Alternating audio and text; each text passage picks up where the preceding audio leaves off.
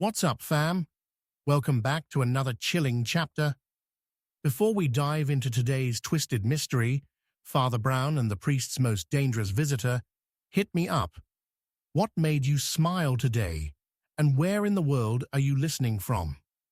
I'm featuring your stories in the next drop, so don't be shy. Now grab your tea, dim the lights, and get ready. Because nothing in Whispers in the Fog is ever what it seems. Chapter 1. The Dark Arrival. A heavy fog lay thick over Kembleford, cloaking the quaint village in an eerie hush, the kind that whispered secrets both old and sinister. The soft glow of gas lamps flickered through the mist, casting ghostly shapes against the cobblestones. As Father Brown stepped through the creaky iron gate of St. Mary's Church, he felt an unsettling chill encircle him, one deeper than the autumn air could account for.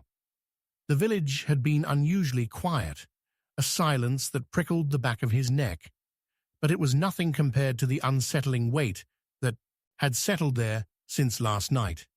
The local gossip had spread like wildfire. Edith Pritchard, the venerable widow who claimed to see everything, was in an uproar. A stranger, a dark figure, she had proclaimed over her tea at the village hall, her hands trembling as she recounted the story. He arrived in the dead of night, cloaked in shadows, and he's been wandering around like he owns the place. I swear, something terrible is about to happen. Father Brown's brow creased in thought. Edith tended to embellish, but the gravity of her concern weighed on him like the damp chill. As he rounded the corner of the church, he spotted her standing beside the chapel door, fingers twisting in her apron. "Edith," he called softly, approaching her. "Oh, Father," she gasped, managing to find her composure. "I just saw him again. He was lurking near the old manor. My heart nearly stopped. Who is he? What does he want?" Father Brown pondered for a moment, aware of the gravity in her words. The old manor, Everley House, had been abandoned for years, its peeling paint and tangled gardens rendering it more a relic of a forgotten time than a home. Yet they had all heard tales of its former inhabitants. The Earl who had mysteriously vanished and left behind whispers of lost treasures and curses. "Did you catch a glimpse of his face?" he asked, glancing toward the towering silhouette of the manor, half hidden in the haze. Edith shook her head, a tremor in her voice. "Only the outline and his eyes. They were so dark, like he was made of shadow himself." Father Brown felt a surge of unease ripple through him. "You should tell Mrs. Florrick. She has a way of getting news from beyond the village." As much as he yearned to dismiss the event as mere rumor, a nagging thought festered that suggested the visitor could hold more than just tales of terror. "Don't mention it to anyone else, Edith. I will see to it that this matter is investigated." As the sun began its descent, reluctantly surrendering to the encroaching dark, Father Brown made his way toward Everley House. The air thickened with the scent of damp earth and rotting leaves, the way unkempt gardens ooze melancholy. A stray cat dashed across his path, and he paused a moment, catching a glimpse of something glimmering in the dying light. A sleek silver pocket watch, partially buried in the weeds. He knelt to uncover it, brushing off the dirt before inspecting it closely. The initials engraved were L.O. The watch felt, warm in his hand, an unexpected contrast to the gathering chill. He pocketed it and continued his approach to the manor, where an unusual sound caught his attention, rustling from within the overgrown hedges. He stopped, heart thudding. Just then, the door creaked open, and out stepped a figure draped in dark clothing, haphazardly concealing their face beneath a wide-brimmed hat. Father Brown's instincts pricked. There was malice in the way they stepped forward, sharp and deliberate. "Good evening," the stranger intoned, voice smooth, yet lined with tension. "I trust you've heard the rumors." "About you?" Father Brown asked, his own composure settling as he studied the man. The whispers might be less frightful if the truth were shared instead of evaded. A sinister smile played on the visitor's lips, and for an instant, Father Brown caught a glimmer of something in his eyes, almost desperate, searching. "Truth, you say? It does have a way of setting one free, or imprisoning them. I find that the latter often follows those who skirt around it." Father Brown's gaze sharpened. "Do you intend to haunt this village long, or are you merely passing through on the wings of malevolence?" The man stepped closer, then abruptly winced, as though struck by a sudden memory. "A dark past, you see. Some would call me a ghost, and others—" He hesitated, surveying the estate with anxious intent. "Others may simply want the past buried." A soft rustle interrupted their exchange. Father Brown turned as another figure emerged, the village constable, Bernard. "Father Brown, there you are. I've been looking everywhere for you." "Bernard, are you familiar with this gentleman?" Father Brown gestured at the stranger, who looked between them with alarming ease. The constable faltered, uncertain as he met the stranger's gaze. "Not a word, constable." The visitor pressed a finger to his lips, a gesture both mocking and cunning. "Everything has its time to be revealed. Just remember, not all shadows are made of darkness." With that, he retreated into the depths of the manor, leaving only silence in his wake. "Did you catch his name?" Bernard turned to Father Brown, but the priest merely shook his head, contemplating the weight of the watch in his pocket. "No names yet, but we must—" A piercing scream echoed through the village, slicing through the fog like a knife, the sound carrying a promise of chaos and fear. Father Brown's heart raced as he exchanged a glance with Bernard, dread pooling in the pit of his stomach. This was no ordinary day in Kembleford. The dark arrival heralded something far worse than mere whispers. They needed to act, and quickly, for shadows have a way of consuming the unwary. They rushed toward the source of the cry, the dark figure at Everley House still lingering in Father Brown's mind. As the fog thickened once more, they both felt something darker at play, a mystery that waited, ravenous for its secrets to unfold. Chapter 2. A Sinister Confession. The fog had thickened to a suffocating veil, wrapping Kembleford in a chilly embrace as Father Brown stood at the foot of the churchyard. The shadows stretched ominously, twisting around the weathered tombstones like gnarled fingers. The night had descended, and with it came whispers of dread that nipped at the edges of his mind. The scream from earlier still echoed faintly, reverberating against the solemnity of the ancient stones. As he crossed the threshold into the churchyard, a rushed figure emerged from the depths, nearly colliding with him. It was Father McRae, the parish priest from the neighboring village, his pallid face drawn tight with distress. "Father Brown, I didn't expect to find you here. What's become of the village?" "Too much to unpack in mere words," Brown replied, eyeing McRae's anguished countenance. "Why are you here, my friend? The fog holds terrors of its own." I came to confess," McRae stammered, glancing over his shoulder as though the darkness itself sought to eavesdrop. He took a tentative step toward the church door, his movements jittery. "Not a standard confession, mind you. I fear it's a matter of life and death." Father Brown's instincts ignited. "Then let us speak where shadows are few," he said, gesturing McRae to a sheltered alcove behind the church. The stone arch provided a measure of security, enfolding them in its ancient arms.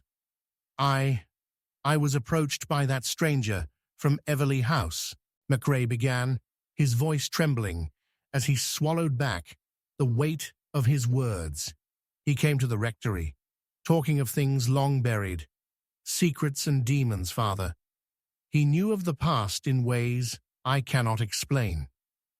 "Secrets often have a way of surfacing," Brown replied, his tone careful.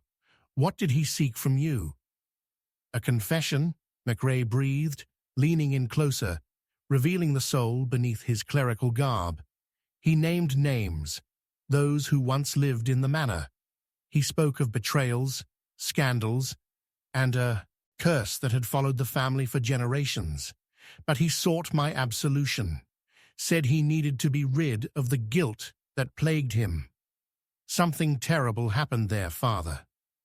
"Something terrible indeed," Father Brown mused, piecing together the fragments floating in the air between them. "A curse, you say? It is often rumored that the past clings to its own like ivy to a wall. Tell me what he revealed." "He mentioned Eleanor Everley. She was the last of the family, you know," McRae stammered, his eyes darting toward the church door as if it might open to reveal the stranger once again. "She was a beauty, but her family harbored dark secrets. Many said she fell to despair, driven mad by the weight of it, and then disappeared without a trace." There was a tightening in Brown's chest. He recalled the stories he had heard as a child, the whispers of the village about Eleanor, the girl who vanished like mist, leaving only tales of lost souls behind. "But why would this visitor seek you?" Brown pressed, sensing that McRae held back. "Because I knew the name he bore as well," McRae confessed, his voice dropping to a whisper. "It's the same name written in the church's old records. He claimed to be a descendant, someone who should have never been born, he said, cursed by the sins of his ancestors." "Ah, the sins of the past have a curious manner of entwining with the present," Father Brown observed critically. "What was his name?" I never did ask." McRae's eyes grew round with the embarrassment of it. "He insisted I knew him already, that I must remember him from the records. But I was too taken aback by his sudden appearance to think clearly." "You must find the courage to recall," Brown urged. "Every piece of this web is crucial. Has he marred our village beyond words, or merely sought to reclaim a lost part of himself?" "Perhaps both," McRae replied haltingly. But the chill in his voice told me he sought something more, a darker truth that lingered just out of reach, hidden behind faded scrolls and forgotten histories. Just then, a rustling echoed from the sprawling graveyard beyond the churchyard wall, drawing their attention like a predator in the shadows. Father Brown's instincts tingled. Something unnerving began gnawing at his rational thoughts. As he turned his gaze toward the sound, a figure emerged just beyond the perimeter, a shadow within shadows. "It's him," McRae gasped, his color draining. "The visitor." Father Brown narrowed his eyes as the figure stepped into the dim light of a nearby lamp. He could now distinguish the glint of late evening dew on the stranger's hat. "Stay calm," he murmured, as the visitor drifted closer, an ethereal presence amid the fog. "Fathers," the man greeted, his voice smooth, yet layered with an unsettling current. "I trust you've been discussing again the troubles of the Everley family." "Discussing and investigating," Father Brown replied coolly, resisting the urge to step back. "There is much to uncover, secrets that call beneath the fog." The stranger smiled, though it did little to soften the sharpness of his persona. Ah, Father Brown, a man of logic, but sometimes the depth of our pasts is like that fog. It swirls in unseen ways, luring us in. Why do you seek absolution, then? Brown pressed, watching closely for an imperfection in the man's carefully constructed facade. Do we not all desire release from the burdens we bear? The visitor countered, leaning slightly closer, his eyes glinting. But it is you who must ask the questions, and yet— He paused, an air of mischief dancing on his lips. When the heart tells its secrets, often it is to the death. With those haunting words hanging palpably between them, the visitor turned on his heel and vanished into the depths of the mist, leaving Father Brown and McRae standing in stunned silence. The tension twisted painfully in the air. The echo of a distant chime rang in the church's tower, marking midnight. "Had I known he would return," McRae whispered, trembling, "I wouldn't have dared call him a man of God." "Indeed," Father Brown said thoughtfully, as a tempest of realizations brewed within him. "He is more than a man. He is the storm that gathers about us. The path we tread is laced with shadows and old sins. A confession veiled in darkness is more perilous than silence. We must uncover the truth before another scream echoes through Kembleford." As they stepped back into the night, Brown's thoughts raced. Pieces were falling into place, yet with each step he felt the weight of the entwining web thickening. The shadows were not far behind, pulling them closer into the depths of a mystery that was now beyond the forgotten histories and well into the twilight of portentous danger. The next revelation awaited them. The answer to the chaos would unfurl, and with it, the unseen consequences that trailed in the wake of the stranger. Only time would tell if the truth they sought would lead to redemption or ruin. Chapter 3. The Locked Room Mystery. The heavy oak door of St. Agnes's Church creaked open, revealing a silence that echoed against weathered stone walls. A clamor of crows broke the stillness as Father Brown stepped over the threshold, drawn by a sense of unease that prickled at the back of his mind.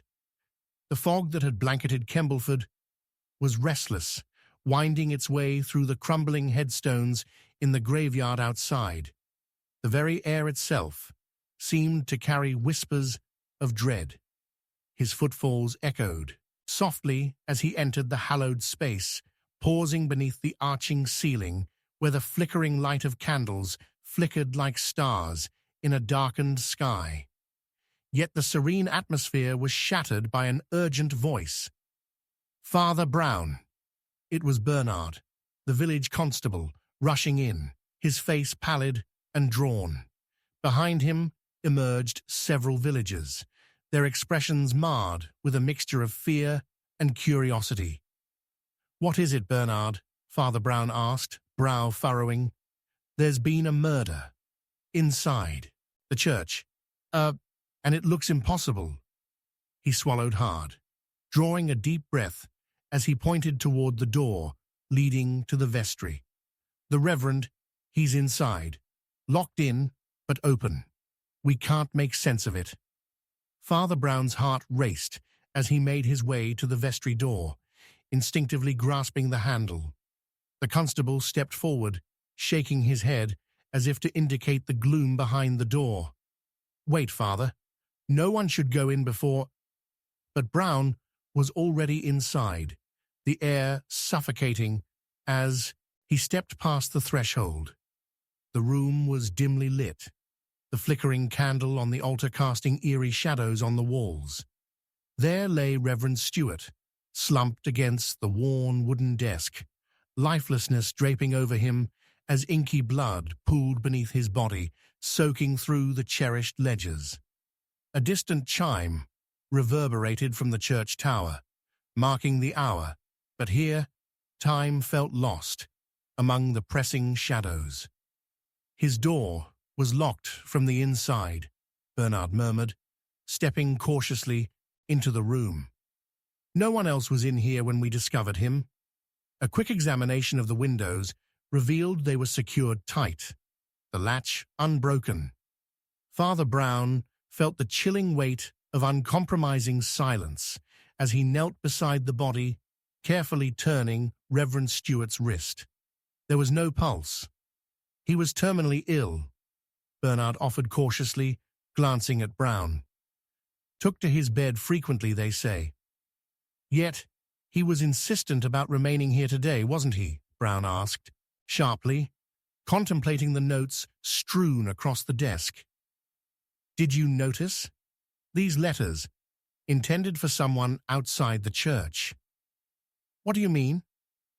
Perhaps another of those buried secrets, Father Brown mused, his fingers brushing over the crumpled paper as he searched for a clue. With a sudden jerk, he retrieved one letter, smudged with a peculiar ink that caught the candlelight. At the bottom, two initials linked closely together. E.E.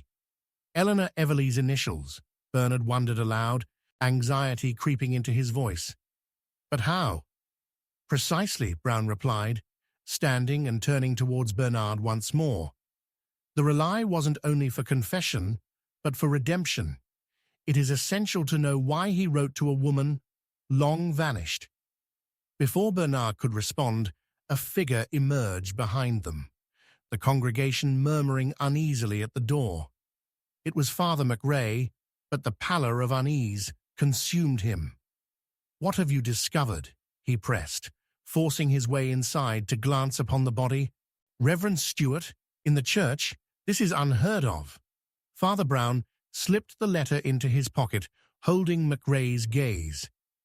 "Reverend Stewart sought something forbidden. You were close to him, weren't you? Was he preparing you for ascertainment regarding the Everleigh family?" McRae faltered, eyes darting conspicuously. I was aware of matters weighing heavily on his conscience. He was tormented by guilt over Eleanor's fate.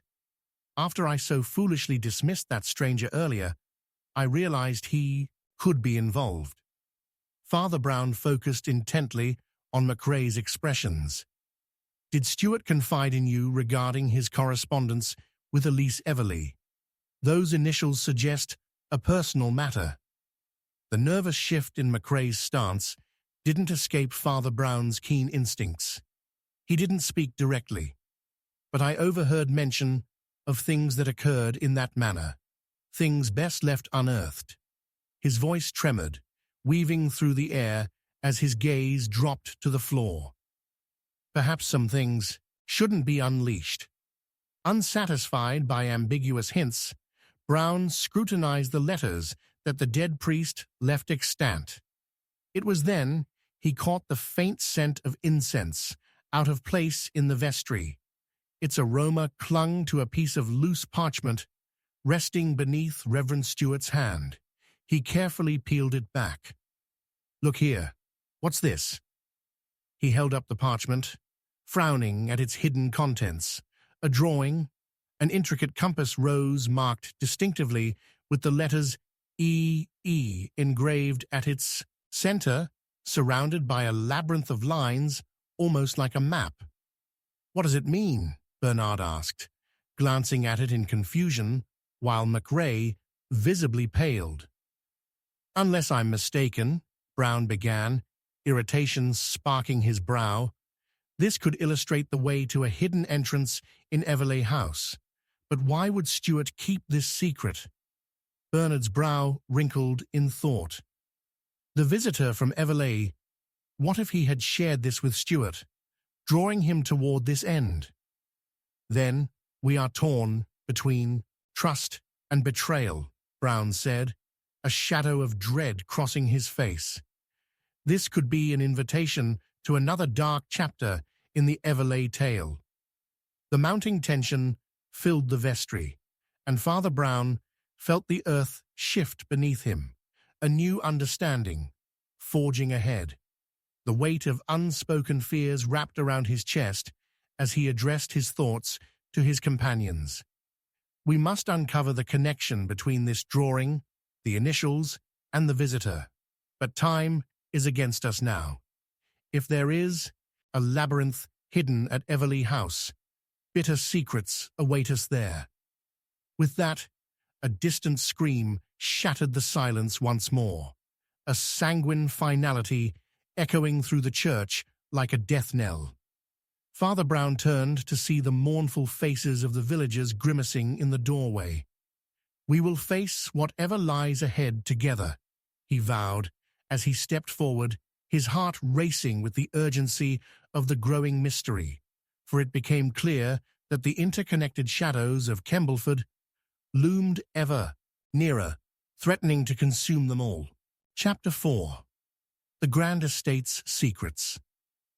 The dawn broke over the English countryside, casting a soft golden light across the rolling hills of Kembleford. Yet the morning sun offered little warmth to the chill lingering in the air. Father Brown approached Everley House, its weathered facade looming like a troubled spectre against the vibrancy of spring. Ivy clung tenaciously to stone, and the overgrown garden was a haunting tapestry of forgotten blooms. Despite its grand architecture, the estate whispered secrets of the past, echoing with the unresolved conflicts of a family tainted by unspoken guilt. As he crossed the threshold, the heavy oak door all but groaned in protest, swinging inward to reveal a dimly lit hall that smelled of aged wood and dust. "A fine home indeed," he muttered under his breath, noting the creaks and distant echoes.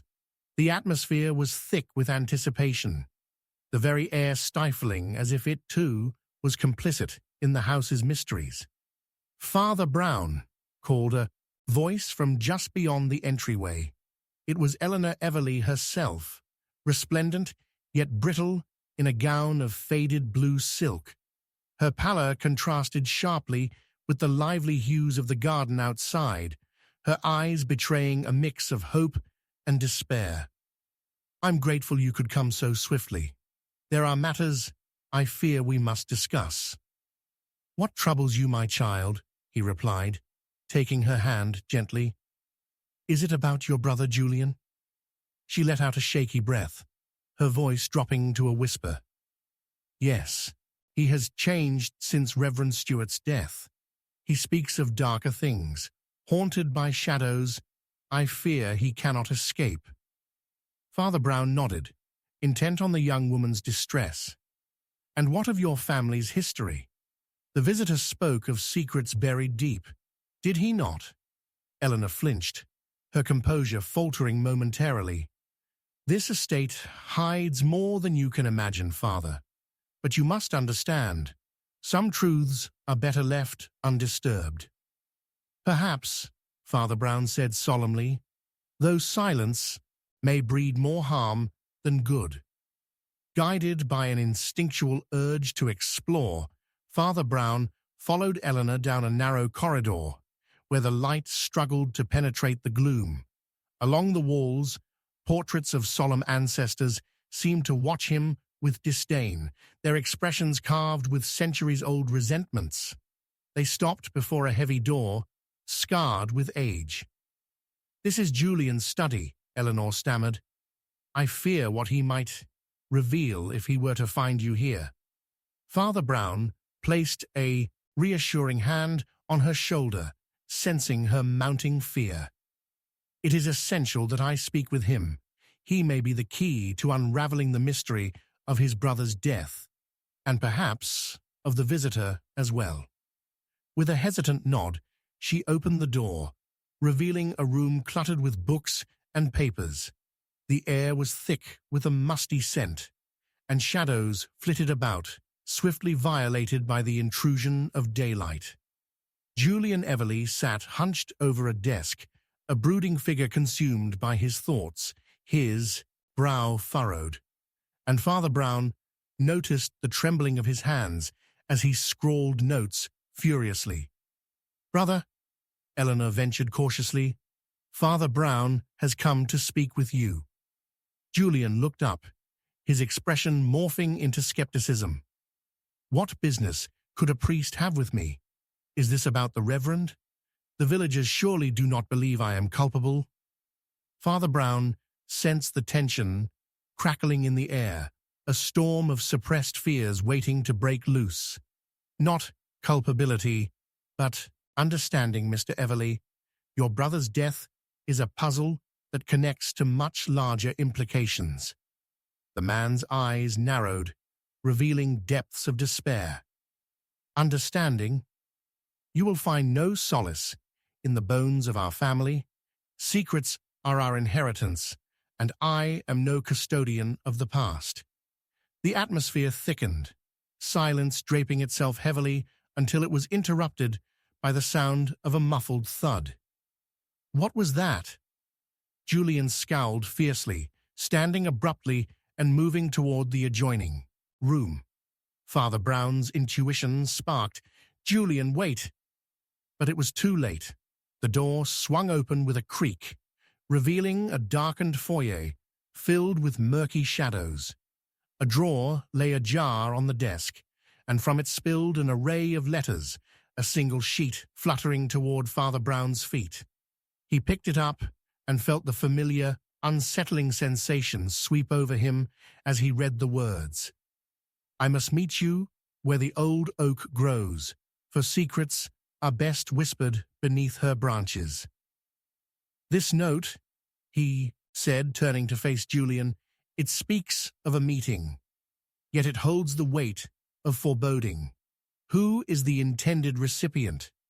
Julian's eyes widened, and with a sudden, almost frantic energy, he snarled, "I do not understand this. These ancestral secrets, always the ancestors. Do not draw me into this web." Yet Father Brown pressed on, having already made connections. Could it be that the visitor reached out to Reverend Stewart to abandon the facade? Or did he seek direct communion through this note? "My family is not your quarry, Father," Julian hissed through clenched teeth. "You would have us relive our greatest darkness. Leave now." Eleanor stepped forward, desperation lining her features. "But Julian, we must break this cycle. Father Brown is our last hope."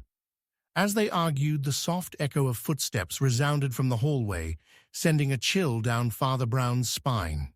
He turned toward the doorway, just as a figure stepped into view, the shadowy outline of a man, face concealed, and aura sinister. "Is it fate or folly?" the visitor spoke, his smooth voice laced with a delightful menace, "that brings me to the house of my ancestors?" Father Brown's heart quickened, recognizing the figure from their previous encounter. "You?" he exclaimed, the room pulsating with tension. "I warned you, priest," the visitor continued, a smirk tracing his lips. "To uncover the past is to embrace its consequences. Are you prepared for what lies ahead?" With that, the air thickened, and Father Brown sensed the fabric of the entire mystery tightening. The visitor's presence was a harbinger of shadowed truths yet to be revealed. What dark affiliations tied him to the Everly family's past? And what further secrets lingered beneath the old oak, where whispers of long-buried truths awaited discovery? The faint echoes of a chime rang through the estate's halls, the urgency of the moment pressing down on them like the encroaching shadows. This chapter of their lives was but a series of bookmarks leading to an unseen conclusion. Father Brown was determined to expose whatever clandestine alliances lingered, and in doing so, he would not merely confront the dark past, he would unearth the legacy still haunting Everly's present, a haunting that bore more than mere familial sorrow. "Soon we shall unravel it all," Father Brown said, his resolve hardening as the tension coiled tightly around their hearts, unaware that the greatest revelations still waited to introduce themselves. Chapter 5. Vanishing Acts. As the dawn's pale light gripped the misty village of Kembleford, a thick fog rolled across the cobbled streets, curling around the Victorian lampposts that lined the roadway. Father Brown stepped outside the stone church, the air heavy with an unseen weight, a blend of impending revelation and unnerving dread. He tugged at his coat, feeling the crispness of the morning settle over him like a warning. The villagers were whispering now, their curious eyes flitting toward the Everleigh estate. A cloud of apprehension hung over them, thickening the atmosphere as if the very air held its breath in anticipation. Rumors of the Reverend's death and the enigmatic visitor loomed large, intertwining the fates of the Everleighs and the townsfolk in a tapestry woven with shadows and unspoken sorrows. Father Brown had arrived only an hour earlier, fully intending to begin his inquiries anew. But before he could step back inside the manor, he was halted by a piercing scream trailing through the air. "It's Julian!" a villager shrieked from the entrance of the estate. His heart thudding in his chest, Father Brown rushed toward the tumult of bodies gathered at the doorway. Inside, they flooded into the hallway, where Julian Everleigh sat slumped over in a chair, his face ashen and eyes wide with terror. "He's gone," he sputtered, the words tumbling from his lips like scattered leaves. "My brother, he disappeared."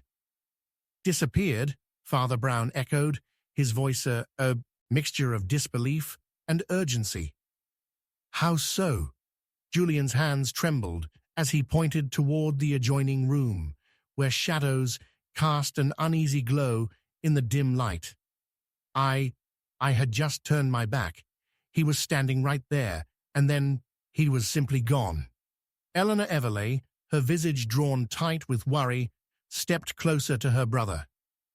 "Julian, calm yourself. You must tell us what happened. Everything." There was a collected fervor as Julian struggled to compose himself. "We were discussing the letter," he stammered, the words punctuated by gasps for air. "He wanted to know about the oak tree. He was insistent." Then it grew quiet, and I turned to reach for a book from the shelf, and when I looked back, he had vanished. No footsteps, no sound, nothing. "Remarkable," murmured Father Brown. "Did anyone else happen to be about during this time?" "I heard the footsteps, but thought it was only one of the villagers," Eleanor said, her voice quaking. "I thought I saw a figure move down the corridor, but in the fog, it may have just been an illusion." A flicker of insight surged through Father Brown. If our visitor had intentions of disappearing cleanly, he might very well have planned for it. He turned sharply to Julian. "If you had no meaningful confrontation prior to his vanishing, this may speak volumes." "Volumes?" Julian echoed, perplexed. "What do you mean, Father?" Father Brown pressed a finger to his lips, in thought for a moment, before saying, "If this visitor had knowledge of prior family indiscretions or troubles, perhaps his disappearance serves as both a clever ruse and a warning. He may not have vanished, he might have simply chosen to remove himself from the equation entirely." "Mere speculation, Father," Julian shot back, agitation clouding his features as he struggled to rein in his thoughts. "Not speculation. Deduction," asserted Father Brown, his gaze scanning the room for signs. His eyes narrowed at a nearby window, where the mist curled slightly, inward. "In fact, look at this." He gestured urgently for the siblings to approach. "The window is ajar. It was closed earlier, wasn't it?" Eleanor's eyes widened as realization splashed across her face. "Yes, we ensure them locked during the night. There are many who might wish to compel us to silence." "An opening, then," Father Brown mused, tracing the outline where the wood met the frame. "It's possible someone entered or exited during the confusion." Julian stepped toward the window, bewilderment still lined on his brow. But who would wish to deceive us? Surely, if they meant harm. Not all pursuers remotely wield weapons, Julian. Sometimes it's simply the shadow of a past that ties like frayed threads. Your visitor, for instance, if he had dealings with Reverend Stewart, what if that connection is key to unraveling this? But he's gone, Julian pleaded, his voice rising. Is that not enough to prove something dreadful is afoot? A soft rustling caught Father Brown's ear, pulling him away from Julian's despair. He darted around the corner, leading into the grand hall of the estate, where time-worn portraits hung silently but judgmentally on the walls. He noticed a small, folded piece of parchment on the floor, fluttering as though caught in some ethereal breeze. Reaching down, he picked it up to find it clutched in the grasp of the shadows that seemed to dance around him. The handwriting was hurried, jagged. "Meet me where the woods whisper secrets. The oak waits." What cryptic nonsense is this? Eleanor gasped, her heart evidently racing. "I fear this may be a breadcrumb," he replied, heart quickening as he reflected on the oak where they would have a final meeting. A beacon toward where he might reveal more of the secrets that linger among your family's ghosts. As he shared his theory, a subtle vibration coursed through the house, a distant echo, almost like the sound of footsteps thudding in fury from the foyer. Father Brown turned sharply, eyes piercing through the fog of uncertainty. The whispers in the village had turned into roars. "Shall we follow?" Eleanor asked, her voice trembling but resolute. "Indeed," Father Brown proclaimed, stepping confidently toward the exit. "For if secrets are bred, we shall not let crumbs slip by, nor will we allow shadows to claim the light." As they ventured into the web of burgeoning suspense, an urgent realization hit Father Brown. The time had come for confrontation, for determination, and for the unveiling of truths seldom told. Stepping outside, he glanced back at the murky expanse of the Everleigh estate, as whispers of the past loomed ominously ahead. The path to the old oak lay shrouded in uncertainty, and yet it glimmered with the promise of discovery. For every vanished spectre comes but with a return, and in this game of shadows, Father Brown was determined to bring the truth to light, whatever the cost. In the distance, darting figures cloaked in the mist began to swirl, and, within him, a quiet storm brewed, a secret in their bearing. The chase ignited his senses as he gripped the note tighter, heart racing forward into the heart of the mystery. Would they find the visitor, or had he melted into the fog along with the sins of the Everleigh lineage, eluding them once more?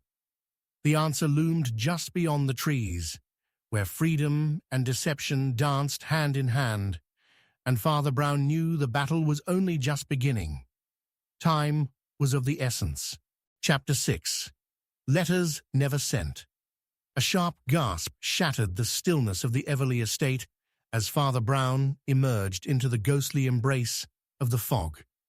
His heart raced, an electric pulse igniting with the discovery of the folded parchment he had hastily pocketed moments before. The note felt like the weight of 100 secrets pressing against his chest, and he could almost hear the whispers of its message beckoning him, urging him into the storm of truth.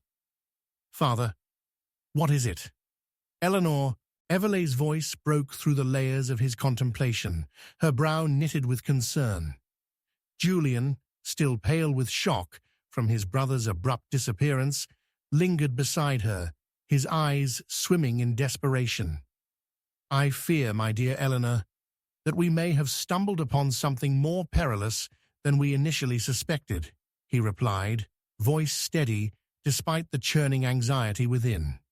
"This letter, it's a breadcrumb, not merely to your brother's location, but to deeper shadows that entwine the visitor and your late family. Let us see it then, Julian insisted, his voice a mixture of urgency and pestilence. Together, they congregated closely as Father Brown unfolded the note, the ink glistening like freshly drawn blood in the muted dawn light. It bore a jagged scrawl, as if its writer had been pressed by time itself. To my dearest, if these words should reach you, know that my heart is torn asunder. The estate is rotten with grief that won't abate. Join me beneath the oak where our love took root, for I must reveal that the horror lies in darkness, masked as duty. Yours forever, R. Whom does R refer to? Eleanor whispered, her breath hitching in her throat as the gravity of the letter captured her. Reverend Stewart, Father Brown surmised, recalling the earlier discussions about the priest's hidden past entangled with the Everleigh legacy. This must be a love letter, deprived of its recipient, perhaps even cast aside in the chaos following his untimely death. Reverend Stewart's heart was enslaved by something larger than his faith. Scandal, perhaps, Julian interjected, adrift in tumultuous thoughts. Could it be that his connection to our family was more than mere reverence? This letter could expose affairs of the heart, disgraceful truths buried by a portrayal of spirituality. A proposition I dare not dismiss, Father Brown acknowledged, flicking his gaze back to the estate. The manor loomed behind them, its gnarled branches swaying as if trembling at the secrets held within. If our visitor knows of this letter's existence, he possesses leverage that could unravel the very fabric of your family. We simply must find that visitor. He holds pieces to this macabre puzzle. Julian's voice tremored with indignation. Number we must tread cautiously, Father Brown countered, each word deliberate and controlled. Information is a dangerous currency. If our visitor is privy to the dimensions of this covert relationship, he would, undoubtedly, wield it like a sword. We cannot simply chase shadows. As they deliberated, the wind picked up, swirling around the estate, trapped whispers echoing through the garden, threading through the desolate trees like despair. Father Brown's thoughts whirled. He could piece together fragments, but needed clarity to unveil the full picture. Julian, think. If your brother vanished moments after discussing the oak tree, where might he have gone? Or could it perhaps be that he was spirited away due to his knowledge of Reverend Stewart? I don't know. I wasn't there when he vanished, Julian snapped, frustration bubbling. Yet you were, Father Brown said, his tone gentler now. What were your brother's intentions regarding that letter? Was he aware of its existence, or perhaps even of the Reverend's feelings? Could the very act of discovery have stirred the waters, prompting that visitor to intervene? Panic flickered in Julian's eyes as he gazed toward the estate once more. I need to find him. He has to know something. He must. But if he has gotten into the hands of someone intent on silencing these revelations, time is not our ally, Father Brown cautioned. We ought to start by finding any semblance of related correspondence within the estate. There could be other letters that cast light upon Reverend Stewart's connections. Where do we begin? Eleanor's voice quaked, but her resolve had shifted. The library might hold remnants of his correspondence, or more. Importantly, a diary, Father Brown suggested, beginning to stride toward the entrance, moving with purpose as the mist curled at their feet. The tension had thickened some more. Betraying the layers of a mystery he knew they would soon unravel. Inside, the library stretched before them, an ancient room enriched with dust and wear, wooden shelves sagging beneath the weight of forgotten tomes. Father Brown's keen eyes scanned the surfaces for anything that stood out. He approached the desk, noting the delicate dust patterns that suggested where books and papers had recently stirred. The desk drawers yielded nothing but the remnants of manuscripts. Disillusionment seized him momentarily. Yet then, tucked beneath the far end of the desk, he noticed the edge of a crumpled envelope, peeking out from behind a larger tome. With trembling fingers, he fished it out. The name written across the front sent an electric shock through him. "To my dearest Claire," it read. Eleanor leaned closer, her face pale beneath the layers of mist that seemed to seep deeper into the estate. "Who is Claire?" "Another thread to unravel," he whispered, urgency gripping him. He pulled at the envelope, but it remained sealed, guarded. Visions of despair spread through his mind as the air thickened with both dread and anticipation. There was significance here, an echo of reverent affection shadowed by the dark realities of their intertwined fates. "Restore the light, for secrets buried seek to surface," Father Brown murmured, heart quickening with the knowledge of impending revelations. With urgency now coursing through him, he turned to his companions. "To the oak we must go. There lies the confluence of our truths, the love, the deceit, the very past that longs to meet the present." As they slipped into the damp embrace of the looming woods, uncertainty hung like the fog around them, tendrils of misdirection swirling in the air. But the pulled threads promised revelations that would illuminate the darkness surrounding the Everleigh estate. And as they reached the ancient oak, the chilling whisper of the wind foreshadowed secrets waiting to be unveiled. One final push before the truth would echo across the murky waters of both past and present. Suddenly, a snapping twig fractured the silence. A figure emerged from the shadows, tall, cloaked, and familiar. Father Brown's pulse raced anew. "You," he gasped, but the figure's voice echoed like a chime through the stillness. "Did you truly think you could uncover the truth without consequences?" And as the last words echoed ominously through the trees, Father Brown knew the battle against shadows had only just begun. Chapter 7. The Ripple of Doubt. The shadows lingered like well-guarded secrets as Father Brown retraced his steps into the mist-shrouded grounds of the Everleigh estate, the cold fingers of night tightening their grip around him. The oak tree loomed ahead, but he felt the weight of doubt press upon his shoulders, thicker and more confounding than the fog that curled about his ankles. A whisper of betrayal brushed against his senses, and with each crunch of fallen leaves beneath his feet, he fathomed that perhaps the truth was not merely hidden, but intricately tangled in the very fabric of the village itself. As the last remnants of daylight slipped away, the air was painted in hues of deep indigo, where the fleeting light grappled with the darkness.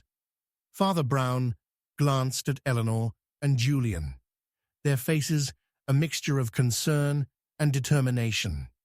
She whispered, "Where do we go from here?" But he merely inclined his head toward the oak, sensing that secrets would unfurl beneath its gnarled branches. It was then, amid the whispers of the trees, that a subtle glimmer caught his eye, a reflection of silver nestled within the roots. He knelt to investigate, fingers brushing against cold metal. As he pulled it free, he recognized it as a locket, its surface intricately engraved with the initials R and C.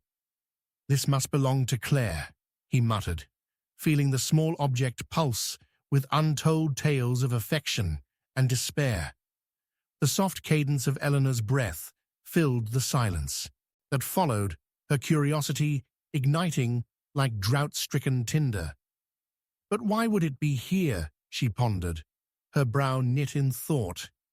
Perhaps it was lost in haste, or Father Brown paused, piecing together implications. Or it was discarded after a meeting that turned sour. Julian's voice shattered their contemplations, urgency wrestling with indignation. We should confront the villagers. If they are concealing something, a betrayal perhaps, we must expose it.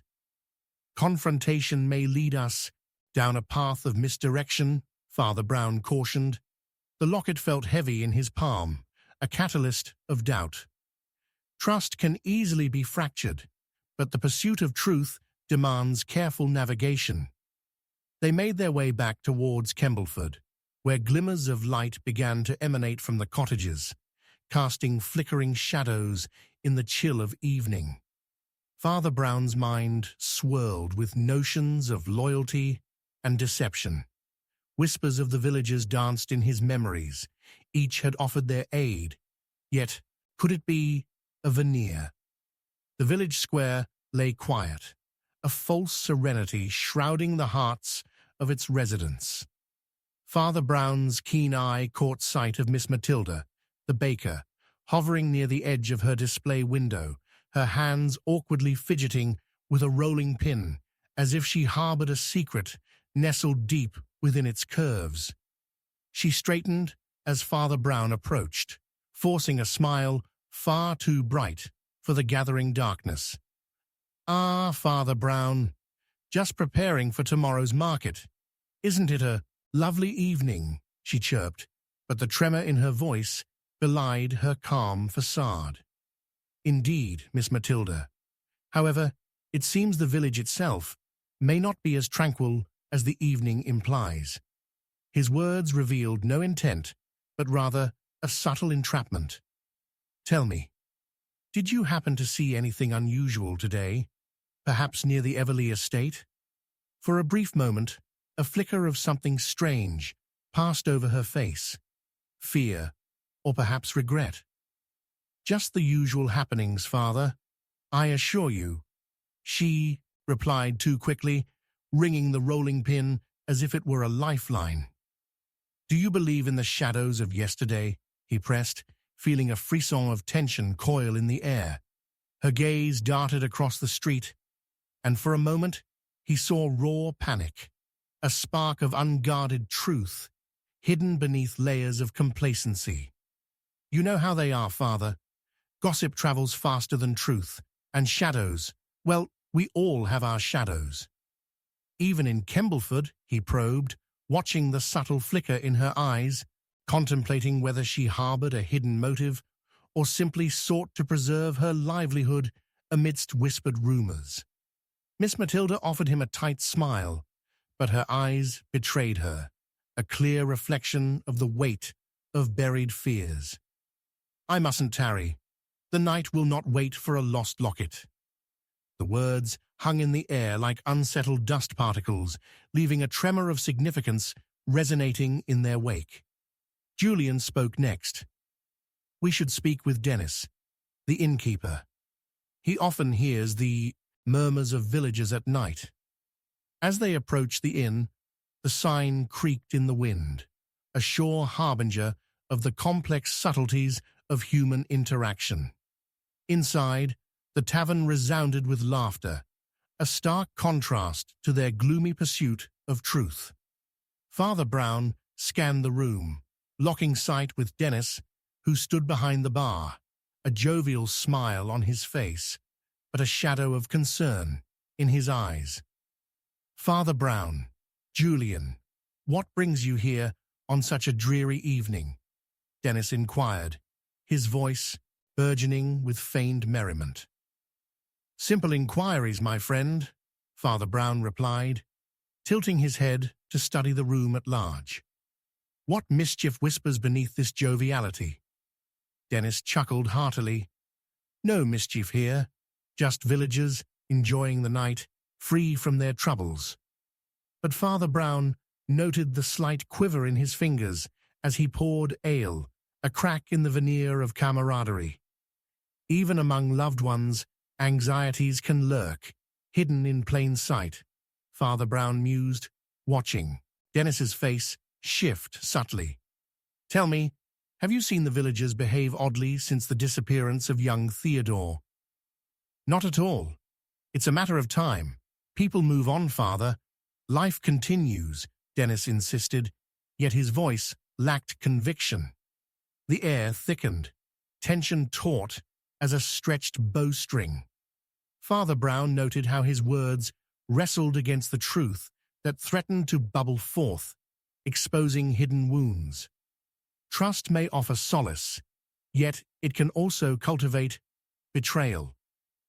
Only those with something to hide would see betrayal where innocence flourishes, Dennis replied defensively, only to glance down as if the floorboards could swallow his revelations whole.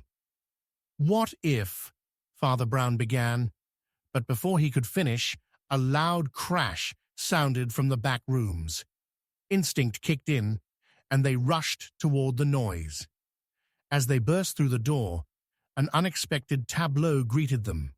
Someone shadowed in darkness, holding a broken crate with items scattered about the floor. The intruder swiveled, revealing a familiar face. Miss Matilda. "What are you doing here?" Julian demanded, suspicion warping his features. I, she faltered, but her eyes darted towards the breakage. Father Brown stepped forth, sensing a tide of conflicted emotions, grasping at the seams of presumptions. "Matilda, what truth do you conceal among the shards of that crate?" I came to tell Dennis something, but..." Her voice quivered, revealing the fragility of her resolve. "Then let us uncover the truth, for if a ripple of doubt has cast a shadow over the village, we must shine a light where darkness dwells." Father Brown's voice rang, a clarion call in the night, beckoning all their unwritten narratives to surface. In that moment, Matilda looked on, horror dawning as she countered, "But you must understand, it's not just you or the estate. It goes beyond all trust." The night stretched like a canvas painted with uncertainty. A ripple of doubt surged in the very hearts of the villagers, and as secrets coiled like predators in the shadows, Father Brown knew they stood on the precipice of revelation. The tension sparked a fire in his mind, igniting a realization not yet voiced, a thread so deeply entwined that with one more pull, it would expose the raw truth of what lay beneath Kembleford's peaceful surface, demanding they dive deep and confront the sinister heart of the matter before it was too late. Chapter 8. Descent into Deception. The whispers of the night settled over the village of Kembleford, like the mist creeping between the cobblestones. Father Brown stood near the ancient oak, the withering limbs of the tree forming a dark silhouette against the buttery glow of the inn's windows.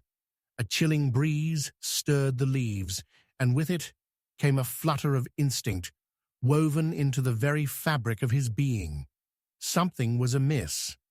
What had begun as a mere investigative foray into the discord of the Everley estate had spiraled into a torrent of mistrust and buried secrets.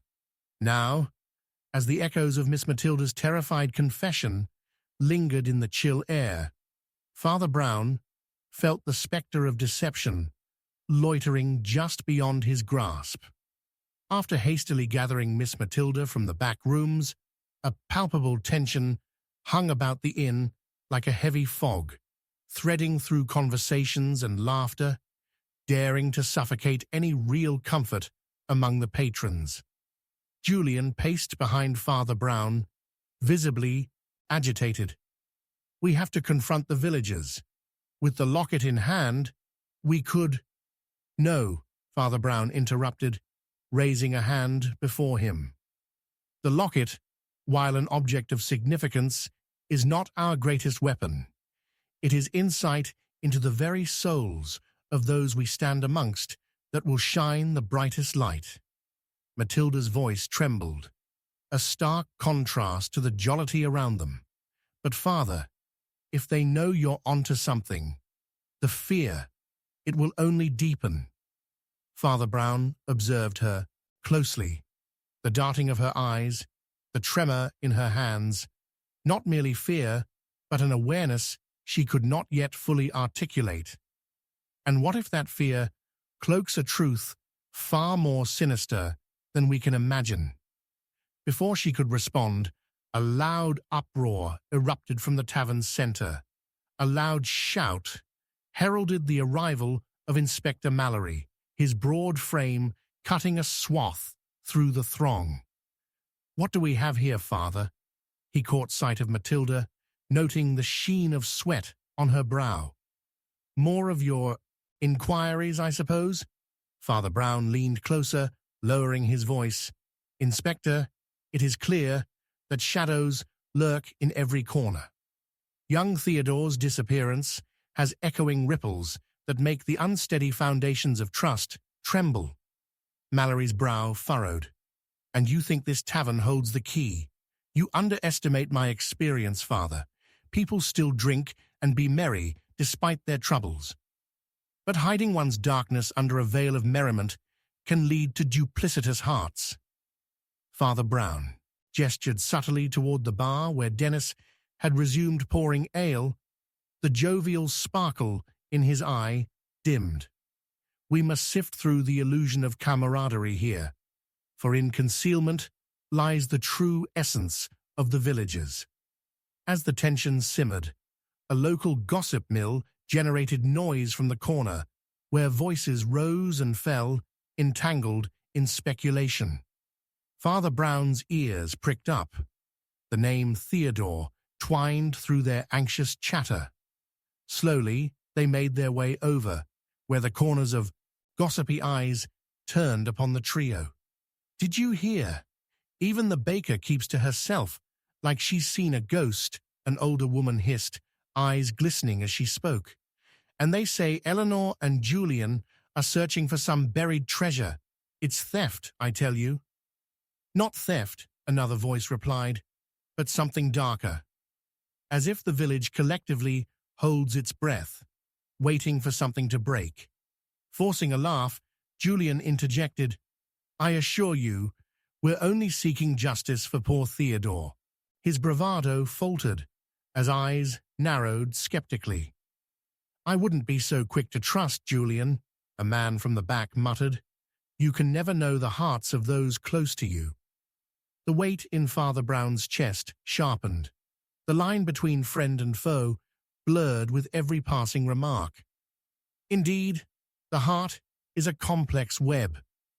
He stepped closer, feigning nonchalance, while closely observing their expressions. If trust erodes, who then can one truly confide in? As eyes shifted uneasily, his attention turned back to Matilda, who was now trembling more visibly. Her aura radiated conflict, caught between fear of retribution and the desire to shed light upon the gathering shadows. "Matilda," he pressed gently, "is there something unspoken you harbor? Something about Theodore, perhaps? A shadow of guilt lingering within the heart?" "No, I can't," she gasped, guilt slashing through her defenses. "But you must," he urged, the intensity in his gaze undeniable. "Every path grows dimmer. Every time we evade the truth, drags us further into negligence.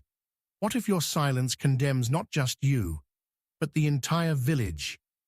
Before she could respond, an old villager leaning against the wall eyed them with a challenging stare. Thoughts of locket and whispers bear only fruitless scorn. It lies with the heart, where loyalties bend and break under duress. The bustling noise of the tavern faded into the background. Father Brown focused on the old man. "Indeed, a curious philosophy. And who you stand with, the baker or the shadows?" "Neither, Father," the villager hissed softly, "but it's wise to know who you can bury and who you can't." A sudden crash interrupted them, a bottle shattering against the floor, sending shards skittering across wood. People screamed, and all turned to the tableau unfolding near the bar. Dennis stood rigidly, face marked by a myriad of emotions, panic being the dominant one. Father Brown knew something vital had just occurred. As all eyes turned to fixtures of misdirection and instinct flickered through their communities like darting shadows, he whispered to Julian, "The key lies buried not in our actions, but in our silence. And beneath that silence, the real betrayal lurks." Mallory stepped forward, authoritative and demanding answers. "I believe tonight may reveal far more than petty mischief." He turned and was about to proclaim further when a glint of silver caught Father Brown's eye on the floor near the broken glass. Kembleford's veils are thinner than a wisp of smoke. All supposition must be unlatched from its hinges. He picked up the object, a small key, intricately designed, revealing hidden depths of shadows all round. "And it seems tonight we shall unearth new truths." As he turned it over in his palm, a sputter arose from Miss Matilda, her eyes widening with realization. "That key, it can't be." But before she finished, a long shadow crossed the threshold of the doorway, enveloping them in an oppressive weight of dread. Father Brown's heart sank as he recognized the figure. Eleanor stood there, her face pale, as she gasped for breath. "Father, you must—" "What is it, Eleanor?" he urged. "Julian's hiding something he didn't want you to find out."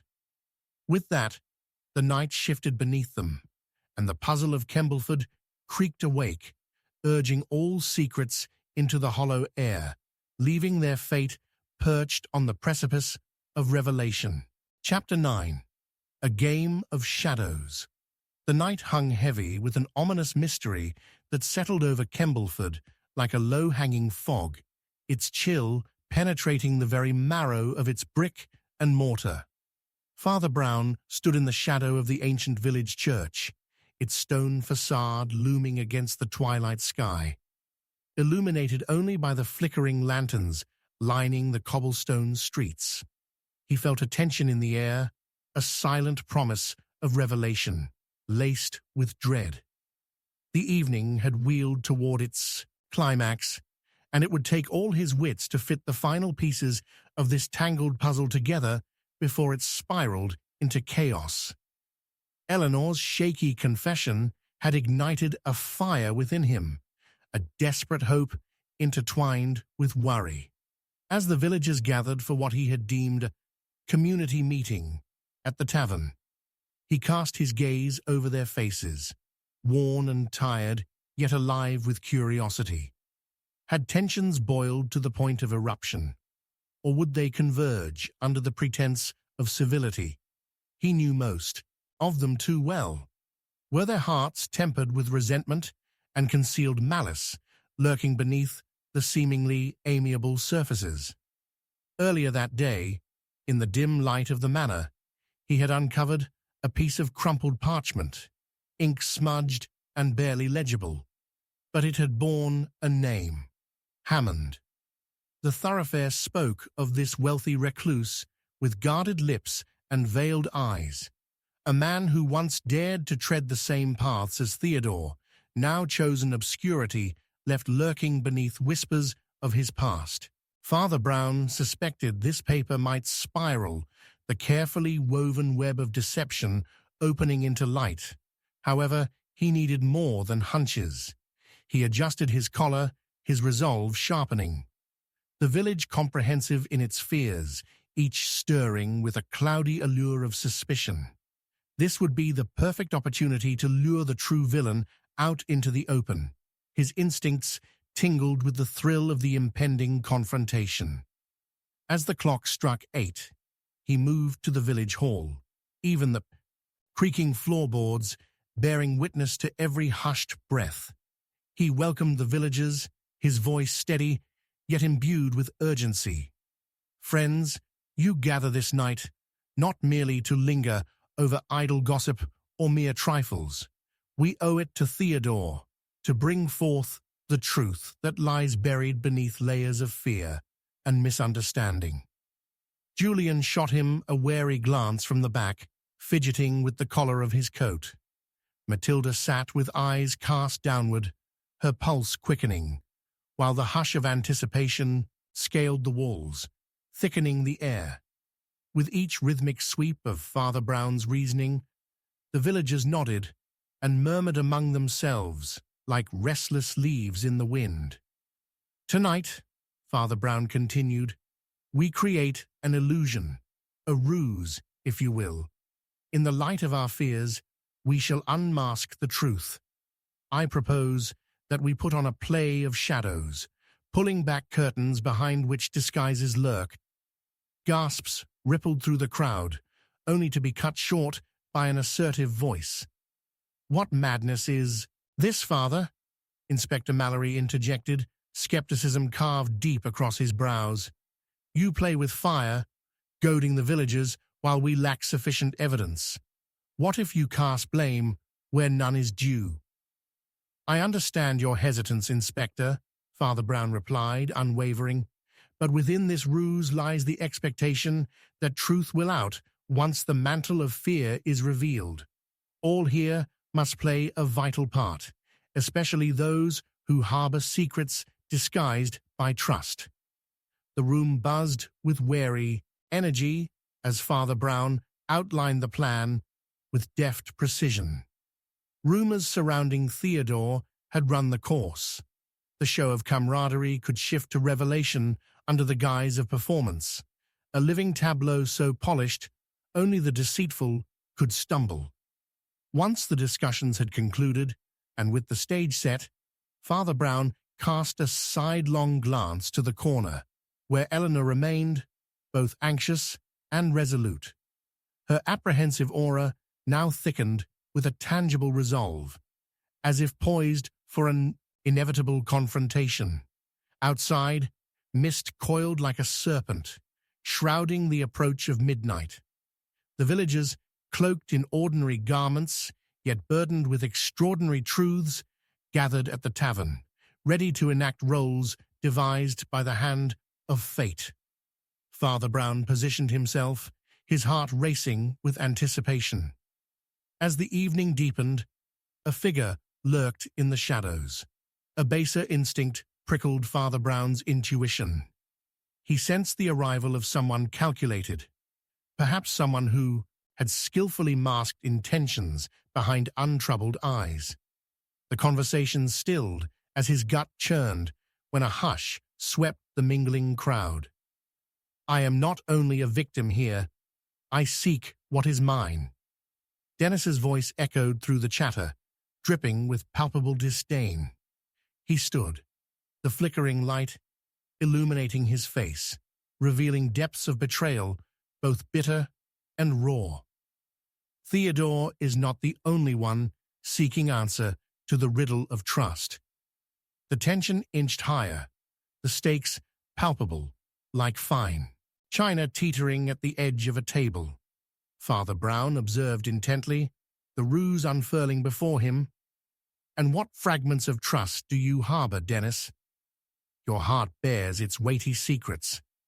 Dennis blinked, ire lighting his features momentarily, betrayed by an underlying tremor of doubt. I assure you, Father, Theodore did not hold the keys, only those too cowardly to face their own shadows. A low murmur rose from the crowd, but before it crescendoed, a distinct voice rippled through the tension. Watch him now, echoed Matilda, her hand pointing urgently towards the bar. Look closely. They watched, horror dawning, as an abandoned piece of parchment, weathered by ages yet untarnished by time, slipped forth from Dennis's pocket, fluttering to the floor like a fallen leaf. Its surface bore the unmistakable script of a familiar hand. Hammond. The quiet gasp from the crowd fragmented the growing tension, morphing it into a provocation. Father Brown stepped forward, heart racing, realizing something was about to snap. The atmosphere thick with uncertainty, ripe for consummation. The shadows stretch long tonight, he said, voice unwavering but trembling with anticipation, and in the shrouds of guilt lies the cold hand of betrayal. As Dennis turned, a flash of recognition flickered in his eyes, morphing into terror as the room surged with realization. It was the final act, his web meticulously spun, and yet the true thread remained defiant. Darkened truths held their breath, poised on the precipice of crumbling. "Father Brown," Matilda whispered, a dawning revelation coating her voice with urgent desperation. "There is no time." And in the deepening shadows, behind gasps and reflections of horror, the air thickened. Father Brown understood that the storm had only just begun, and the keys to unlocking the village's buried secrets rested in the hands of destiny. What else lay hidden? The implication hung heavy upon him as the chapter of illusions lingered, beckoning to be delved into in pursuit of the light. Chapter 10. The Heart of the Mystery. The evening in Kembleford was thick with tension, as if the very air conspired against reason. A sharp gasp cut through the silence, and all eyes turned to Father Brown, who stood at the center of the tavern, heart racing against the rhythm of mounting dread. The parchment that had slipped from Dennis's pocket lay at his feet, its presence weighing on the room like a storm cloud heralding rain. The script, Hammond's unmistakable handwriting, had pulled back, the curtain on whispered secrets lurking in the shadows. "Indeed, a piece of the puzzle," Father Brown murmured, crouching down to examine the slip of paper. He could sense an immediate change in the atmosphere. Hostility, suspicion, hidden agendas coiling around the gathered villagers like the tendrils of the mist outside. He dared not lift his gaze just yet. His instincts told him this was not merely an ordinary accusation, but a maneuver that revealed so much more about the fragile threads binding their community.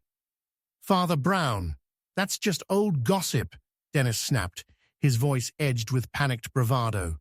The slight tremor in his hands betrayed him. "A document about a long-dead man's dealings. It proves nothing." Yet the way he shifted, eyeing the doorway as if contemplating escape, fueled Father Brown's suspicions. "The only thing this parchment proves, Dennis," he began, rising slowly, "is that your secrets are intertwined with shadows far older than your impatience to distance yourself from suspicion." He took a step closer, his prophetic sincerity hanging in the air, embracing every ear with an urgency that beckoned them to listen. "What entangled ties bind you to Lord Hammond? What truth have you hidden beneath layers of derision and fear?" As Christina, the tavern keeper, filled the room's silence with a nervous cough, a sudden chill swept through like the entrance of a ghost. All eyes turned towards the door, where a figure emerged from the swirling mist, a tall man with an enigmatic presence clad in dark, tailored clothing.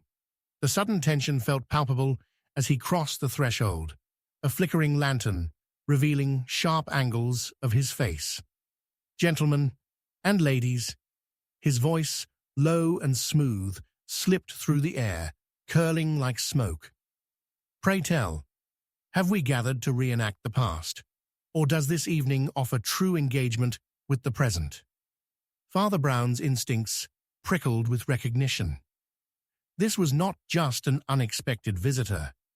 It was the man, the elusive figure who had haunted the whispers of Kentish gossip.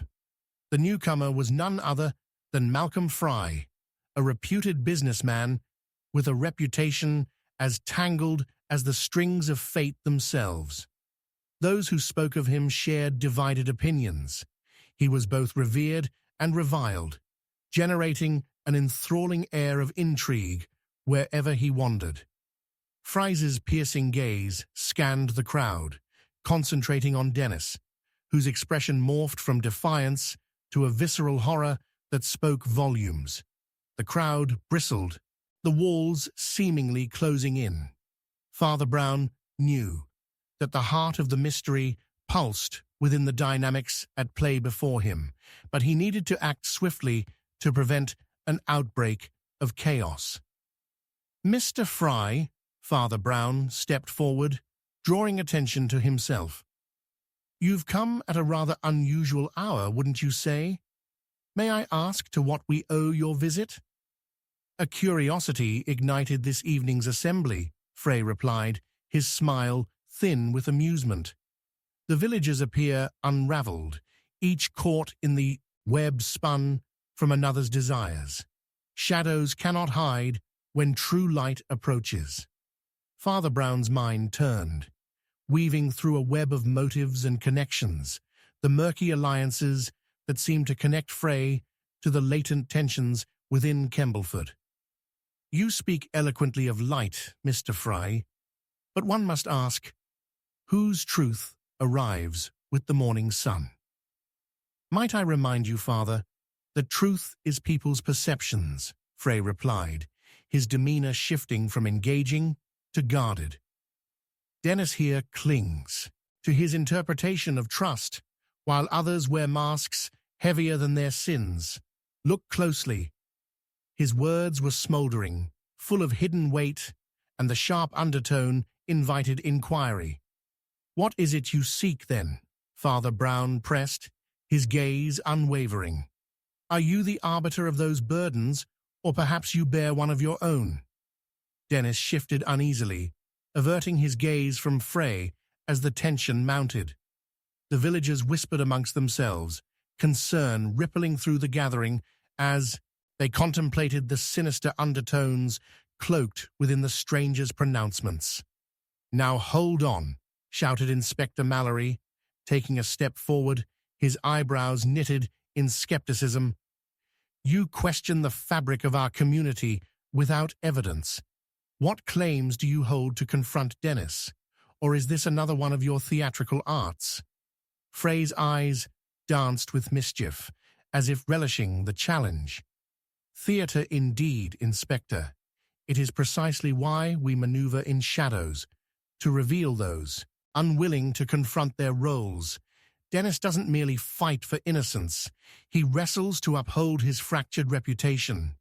Secrets breed envy, and envy begets desperation." Suddenly, Frey stepped forward, drawing nearer to Dennis, his voice dropping to a conspiratorial whisper. "What of the land, Dennis? Your whispers consented to mask your secrets in shadows. Yet I implore you, what was the promise of that forgotten letter?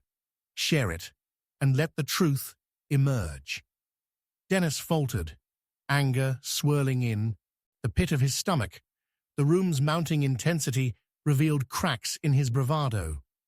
Father Brown could see it now, the cracks in Dennis's armor, as well as the fear coursing through Frey, a longing to reclaim power lost to old ties.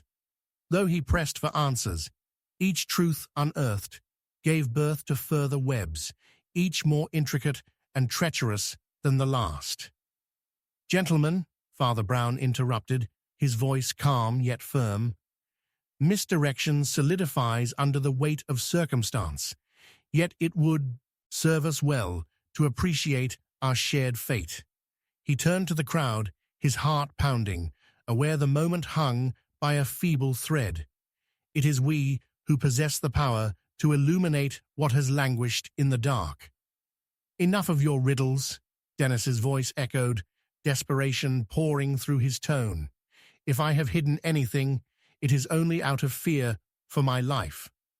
At that, Father Brown's eyes caught the glint of something half hidden behind Frey's belt, a small, ornate key, splendid and intricate, yet inscribed with the unmistakable crest of Lord Hammond.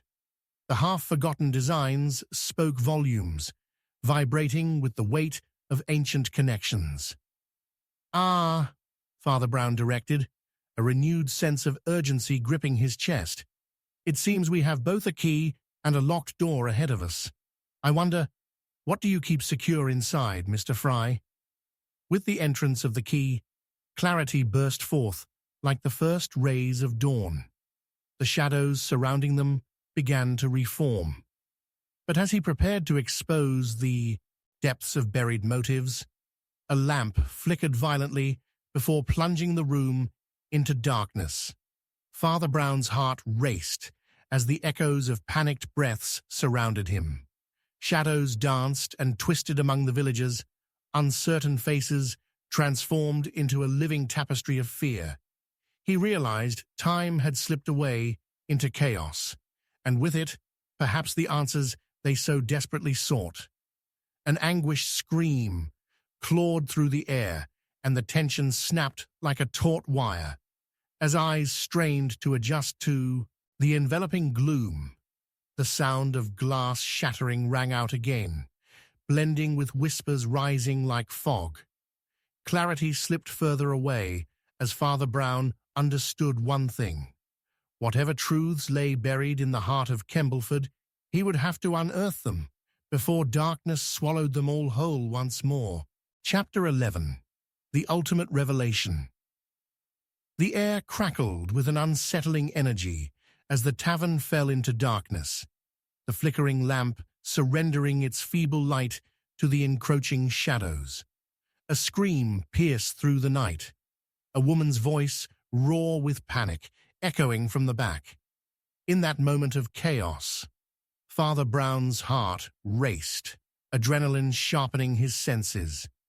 He sensed the truth lay just beyond the veil, teetering on the brink of discovery. Whatever had transpired, it held the promise of revelation. If only he could grasp it before it dissipated into the night. "Matilda," he called, his voice cutting through the shroud of confusion. "Where are you?" Amidst the murmurs of the panicked crowd, a familiar figure emerged. Matilda stumbled forward, her face pale but resolved. "Father, I saw something. A movement near the door," she panted, her eyes wide with fear. "I think it was Dennis." Before Father Brown could respond, the unmistakable sound of breaking glass forced him to pivot, the crowd gasping in unison. The light returned, cast from an errant candle, flickering into life on a nearby table. Shadows receded, revealing the scene. The villagers huddled together, eyes wide and fearful, while Dennis, wide-eyed and trembling, stood frozen in place. "Dennis!" Inspector Mallory pushed through the throng. "What do you know about this? I saw you at the door." I wasn't there." Dennis could barely breathe the words, a gasp of desperation. "I was standing here the entire time. I swear." Father Brown watched closely, noting the nuances of each person's demeanor.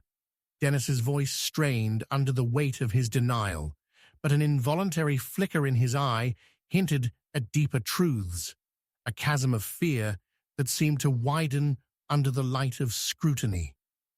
"Your movements are easier to track than you believe, Dennis," Father Brown interjected, calm but unyielding. "But if you wish to remain an innocent man, you must clarify your presence in the moments leading up to the darkness." Dennis inhaled sharply, a wave of indignation washing over him. "Why should I explain myself? I'm not—" "Because," Matilda cut in, her voice laced with urgency, "you may hold the key, the one that unlocks both the past and the present." "Enough of this." Dennis's voice rose, but fear lay beneath it, palpable and raw. "I am done playing this game. If I tell you anything, it will only put me further in danger." Father Brown stepped closer, dominating the sphere of tension. "It is your silence that enforces danger upon you, Dennis. Now, will you choose to step into the light or allow the shadows to corrupt your soul?" In that breathless moment, Dennis's gaze flickered to Malcolm Fry, whose enigmatic presence loomed like a spectre in the flickering light. A glimmer of recognition passed between them. And Father Brown, discerning the bond, felt the tension shift further still. Why don't we entertain the idea that maybe Mr. Fry here knows more than he admits? Father Brown suggested, his voice unwavering, the weight of the words lingering in the stagnant air. Frey inhaled deeply, adjusting his posture as if preparing for a confession. As well he might. I'm merely a spectator in this drama, Father, but I sense that hidden connections abound within our little community, threads woven not only by treachery, but by love, loss, and sacrifice. James, a quiet villager whose presence had lingered near the bar, shifted uneasily. What do you mean, connections? He called out tremblingly, his own fear echoing among the crowd. What's this about love? Ah, Frey's tone turned conspiratorial. The kind of love that incites envy. Dennis and Lord Hammond had arrangements, if you will, the kind intended to secure both land and reputation. They became intertwined through promises sealed long ago. The crowd murmured again, intrigue mingling with apprehension. Father Brown's mind whirred, piecing together Frey's implication with Dennis's behavior. The pieces were far from complete, but the picture was gathering clarity. Let's not forget our dear Hammond had secrets of his own, Matilda interjected, her voice fiery. He was attempting to distance his name from old debts and wrongdoings before his untimely demise. Father Brown's gaze narrowed at Dennis, who turned ashen. What exactly do you know of Lord Hammond's debts? The facade fell from Dennis like autumn leaves. I had nothing to do with them, he cried out, anger shielding his fear. But I knew too much. Hammond came to me, searching for help, promising shares of his lands, but he died before he could ever repay in full. Interesting, Father Brown considered aloud. It seems that the land remains at the heart of this mystery, a gripping chain binding secrets together. Dennis's shoulders slumped, the fight visibly leaving him. I wanted to be free of it all, to settle on what I had, but now, he trailed off, glancing at Frey and then at Matilda. In the weight of the unspoken hung something profound. What was the promise he made you? Father Brown pressed, the urgency infinity coiling like whispers in the air, solidifying into resolve. Then, through the crackling tension, a revelation struck. Dennis fumbled in his pockets, pulling forth a small, ornate key, the very one Father Brown had glimpsed earlier. With trembling hands, he held it before the group, the crest unmistakable. I wanted nothing to do with it. I had resolved to keep it hidden, buried in shadow. Dennis's voice faltered, a mixture of defiance and despair. But it belongs to a locked space in the churchyard, a chapel, and its secrets. Gasps of shock animated the villagers, drawing Father Brown closer with each passing heartbeat. This key, it held the potential for so much more than mere entry. It promised the unveiling of truths long ensnared in decayed whispers. Father Brown's brow furrowed with determination. Dennis, we must go to the chapel now. If secrets are to be unveiled, there may be time yet to restore the sanctity lost. But just as they moved near the exit, the wind howled outside, and the ground beneath them quaked, a sound echoing from the very heart of Kembleford. The villagers huddled closer, instinctively grasping one another, torn between fear and a resolve to grasp the truth. The urgency of the moment felt crushing, and Father Brown turned with resolve, his voice cutting through the trepidation. This night's deliberations have only begun. Together, we will see the dawn breaking over the truths steeped in darkened shadows, for within those depths lie the ultimate revelations. As Father Brown crossed the threshold, the air thickened with impending discovery, blossoming with the certainty that the keys to unraveling the intricate web lay within his grasp, waiting to be unlocked. Yet as he breathed deep, the frigid air, the question echoed in his mind. At what cost would the ultimate truth make itself known? Chapter 12. Justice in Kembleford. The chilly night air thickened, and an unsettling stillness clung to the village of Kembleford as Father Brown arrived at the chapel, the sound of grating metal echoing ominously as Dennis turned the ornate key in the lock. The door groaned open, revealing a dusty interior wrapped in shadows and secrets. A rush of neglected aromas, decayed wood, long-silenced prayers wafted out, drawing the villagers forward like moths to a flame, their breath visible in the moonlight. "Are you certain you wish to proceed?" Matilda's voice echoed in the silence, her hand subconsciously gripping Father Brown's arm. The weight of all they had unearthed hung heavily upon them, amplifying the fear woven through their excitement. "Yes," Father Brown replied, his demeanor calm yet resolute, his eyes piercing the darkness within. "Tonight, truth must prevail, even if it hides among resentments and shrouded pasts." With a single, determined step, he crossed the threshold, followed tentatively by the crowd. Inside, the chapel exuded an unsettling aura. Lingering shadows danced upon the rough-hewn walls, mountains of dust skirting along ancient pews. An altar stood at the far end, draped in faded fabric, its solemnity juxtaposed against the chaos of emotions churning amongst the villagers. Dennis surveyed the dim room, his anxious breaths betraying the bravado he had attempted to project. "I only wish to be free of Hammond's memories," he murmured, eyes darting about as if searching for salvation among the cobwebs. "What good can come from opening old wounds?" Father Brown surveyed the space with meticulous care. "Sometimes, Dennis, wounds need light to heal. Not merely for yourself, but for the whole of Kembleford. You have ties to this place that cannot simply be severed." Matilda stepped closer to the altar, brushing her fingers over the dusty surface, her expression thoughtful. "If we're looking for closure, then perhaps the chapel holds more than just remnants of the past. This is where we must confront the truth." Father Brown locked eyes with her. "Exactly. Tonight, we see beyond the lies that have woven their tapestry through old Lord Hammond's life and death." Dennis swallowed hard, the weight of 1,000 uncertainties pressing upon him. "Then let's reveal what lies beneath."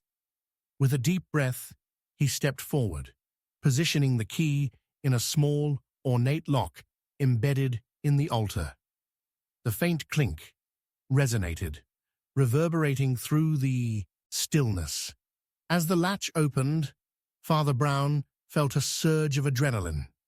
Light from a single, flickering candle illuminated an assortment of leather-bound tomes, laying untouched, which merited a treasure of secrets. But something else caught Father Brown's keen eye. Carefully nestled amongst the tomes was a faded letter, the corner barely peeking out, marked by an unmistakable seal. "Ah, what do we have here?" Father Brown inched forward, carefully lifting the letter free. Clarity washed over him as he examined the handwriting, delicate and refined, yet laced with a familiar tension. "Matilda, do you recognize this writing?"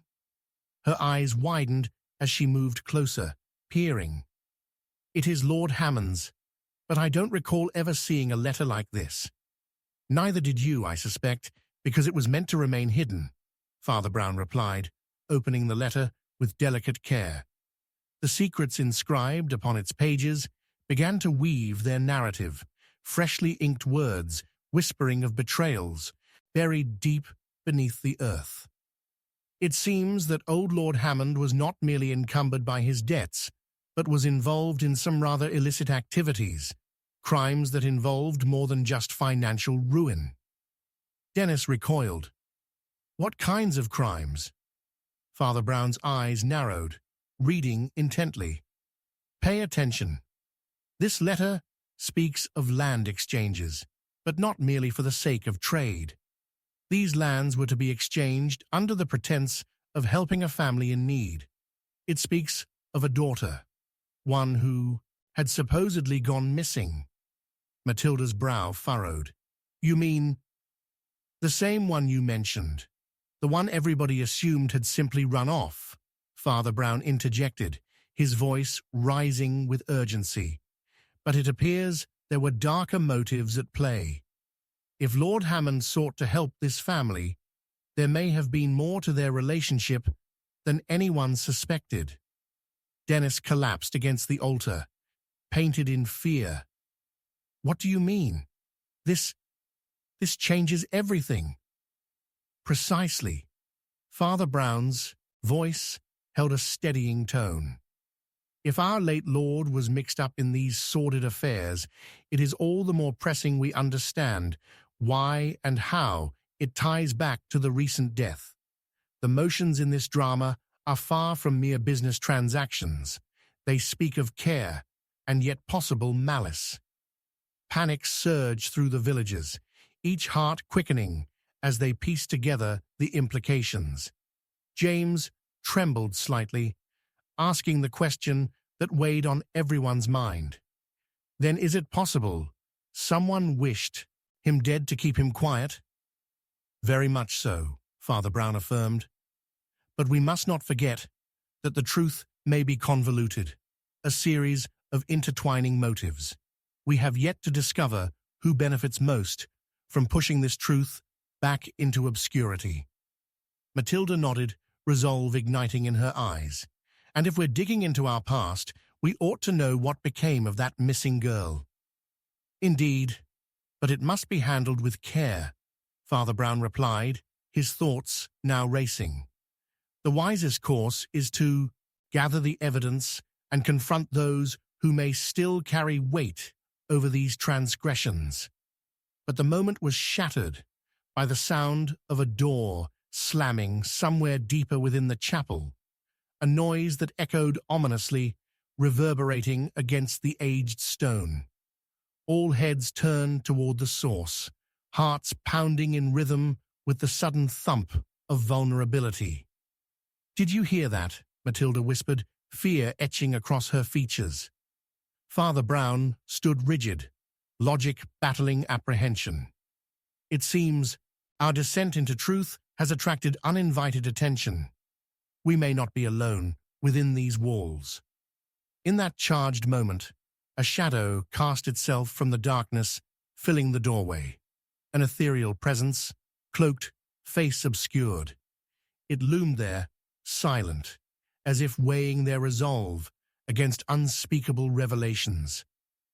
"Dennis," Father Brown said slowly, eyes trained on the shadow, "our search for justice in Kembleford may very well lead us into danger."